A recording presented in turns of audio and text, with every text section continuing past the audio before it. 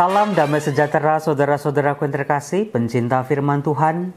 Berjumpa kembali dengan Bible Learning with Father Joseph. Bagaimana kabar Anda hari ini? Baik, puji Tuhan. Yang sakit, mudah-mudahan memperoleh kesembuhan. Yang sedang dalam masalah-masalah besar dalam kehidupannya, satu persatu Tuhan buka jalan keluar. Saudara-saudaraku yang terkasih, dalam video ini saya mau mengajak Anda semua untuk menggali Injil Markus. Keunikannya, pesan-pesan yang mau disampaikan Injil Markus kepada kita para pembacanya. Nah, sebelum kita membahas hal itu, saya mau mengajak Anda di awal video ini untuk mengaktifkan indera-indera Anda. Yang pertama, di depan saya ini ada hadiah dari Rocky Pasadena. Coba Anda sekarang lihat benda yang ada di tangan saya. Coba sekarang hitung berapa jumlah orang di gambar ini. Ayo. Saya yakin kalau dari jauh pasti Anda susah untuk melihatnya, bukan? Maka dari itu saya mengajak Anda untuk melihat lebih dekat. Karena ini video, saya akan memperbesar gambar ini. 1, 2, 3. Coba sekarang hitung. Berapa jumlah orang di gambar ini? Ada Jamaica Cafe, ada 5 orang. Ada Romo-Romo di Samadhi, ada 8 orang. Ada Rocky Pasadena. Nah, saudara-saudaraku yang terkasih, Anda lihat kalau Anda tidak memaksimalkan kemampuan Anda melihat, Anda susah menghitung jumlah orang dalam figura ini. Tetapi ketika Anda memaksimalkan kemampuan Anda melihat, Anda bisa melihat dengan lebih jelas. Nah, saudaraku, sekarang saya mengajak Anda untuk mengaktifkan indera pendengaran Anda. Pakai apa? Pakai lonceng kapel. Coba ya, 1, 2, 3.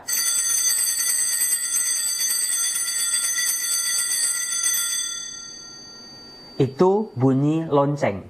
Tetapi saudara-saudaraku terkasih, saya mau mengajak Anda untuk mempertajam indera pendengaran Anda. Nah, persoalan menjadi lebih sulit kalau saya mengajak Anda untuk mendengar bunyi kendaraan yang lewat sambil mendengar bunyi lonceng.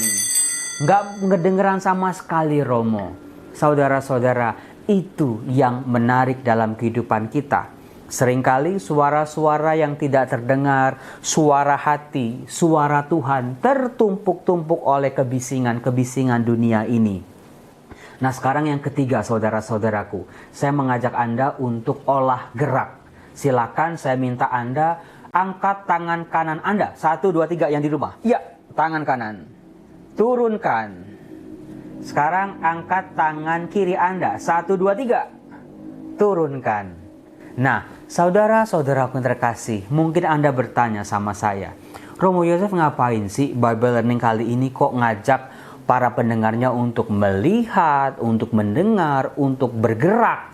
Saudara-saudara, 3 sikap itu, 3 tindakan itulah yang selalu diulang-ulang dalam Injil Markus. Nggak percaya? Mari kita lihat. Paling enak kalau Anda sekarang buka kitab suci Anda, buka Injil Markus. Kalau kita lihat pertama-tama di Injil Markus bab 1 ayat 2 misalnya. Di situ udah kelihatan seperti ini. Seperti ada tertulis dalam kitab Nabi Yesaya. Lihatlah, waduh, nubuat Nabi yang dikutip oleh Injil Markus di awal Injilnya adalah nubuat yang mengajak kita untuk melihat. Lihatlah, aku menyuruh utusanku mendahului engkau. Ia akan mempersiapkan jalan bagimu. Di ayat 3, ada suara orang berseru-seru di padang gurun. Persiapkanlah jalan untuk Tuhan, luruskanlah jalan baginya. Jadi, yang kedua ada suara. Nah, kalau ada suara, maka diandaikan perlu ada orang yang mendengar dengan telinganya. Lihat, melihat, mendengar. Kita lihat di ayat 5. Lalu datanglah kepadanya orang-orang dari seluruh daerah Yudea dan seluruh penduduk Yerusalem dan sambil mengaku dosanya, Mereka dibaptis di sungai Yordan. Saudara-saudaraku, 3 tindakan ini yang selalu akan kita temui sepanjang Injil Markus. Tadi apa? Silakan Anda sebut. Melihat, mendengar, dan bergerak. Geraknya kemana? Apakah cuma gerak-gerik? Apakah geraknya cuma muter-muter? Ternyata tidak. Geraknya adalah mendekat pada Yesus, mendekat pada Sang Firman, mendekat pada Allah. Apalagi kalau bukan pertobatan. Itu Romo bisa-bisa aja. Lihat dulu di ayat 9. Coba kita loncat di perikop berikutnya. Di sana dikatakan begini. Pada waktu itu datanglah Yesus dari Nazaret di tanah Galilea. Nah, saudara-saudaraku, ternyata di sini mau digarisbawain bukan cuman kita yang datang pada Tuhan, tetapi Tuhan lebih dulu datang kepada kita. Yang seringkali kita anggap remeh, seringkali tidak kita dengar, seringkali tidak kita lihat, sehingga kita juga tidak datang pada Tuhan. Nah, Injil Markus menggarisbawahi bahwa Tuhan yang terlebih dahulu datang pada kita. Pada saat ia keluar dari air, lihat, ia melihat langit terkoyak dan roh seperti burung merpati turun ke atasnya. Lalu terdengarlah suara dari surga. Engkaulah anakku yang kukasihi, kepadamulah aku berkenan. Lagi-lagi saudaraku, kayak dibalik tadi di ayat 2, lihat, dengar, datang. Lalu di perikop berikutnya, datang, lihat, dengar. Itulah keindahan dari Injil Markus. Coba mulai sekarang Anda coba sendiri bagaimana di perikop-perikop yang lain Anda melihat 3 kata ini. Mendengar, melihat, dan bergerak atau datang atau mendekat pada Yesus. Nah, saudara-saudaraku, dari sini kita bisa melihat bahwa ternyata pesan dari Injil Markus adalah supaya para pendengarnya, murid-murid Yesus, orang banyak untuk melihat, mendengar, dan mengikuti Yesus. Oh, sekarang saya baru ngerti Romo, mengapa dalam mukjizat-mukjizatnya Yesus menyembuhkan siapa coba? Disuruh melihat. Siapa orang yang tidak bisa melihat? Wah, orang buta. Oh, pantesan ada kisah Yesus menyembuhkan orang buta. Lalu juga soal mendengar. Siapa yang tidak bisa mendengar? Orang tuli. Oh, pantesan Yesus itu menyembuhkan orang tuli. Lalu juga yang ketiga, untuk datang, bergerak, mendekat pada Yesus. Siapa yang tidak bisa mendekat, tidak bisa bergerak? Siapa lagi kalau bukan orang lumpuh? Oh, pantesan Romo, Yesus menyembuhkan orang lumpuh. Nah, saudara-saudara, dari sini kan baru kelihatan betapa luar biasanya Injil Markus. Pesannya melihat, mendengar, dan datang pada Yesus. Dan Yesus bukan cuma sekedar datang, bukan cuma melihat dan mendengar, tetapi Yesus ternyata juga memulihkan segala hambatan-hambatan yang membuat kita tidak bisa datang, tidak bisa dengar, tidak bisa lihat Yesus. Dengan cara mukjizat-mukjizat dan penyembuhan-penyembuhan Yesus. Nah, tetapi saudara-saudara yang terkasih, sebetulnya kalau kita lihat lebih dalam lagi, yang gak bisa lihat, yang gak bisa dengar, yang gak bisa datang pada Yesus, bukan cuman orang-orang tunarungu, tunanetra, atau tunagrahita. Tetapi juga mereka yang punya kekerasan hati, punya iri hati, punya amarah, punya dengki. Yang disebut oleh Injil Markus seperti, apakah Anda bisa menyebutnya? Mereka semua adalah lawan-lawan dari Yesus yang menutup hatinya. Melihat tetapi pura-pura tidak melihat. Mendengar tapi pura-pura tidak mendengar. Bisa bergerak, bisa datang pada Yesus, tetapi mereka lebih memilih menjauh. Maka dari itu saudara-saudaraku yang terkasih, jangan simpan-simpan rasa sakit hatimu. Jangan simpan-simpan kepahitanmu. Jangan simpan-simpan segala kegagalan dalam kehidupanmu bersama Yesus.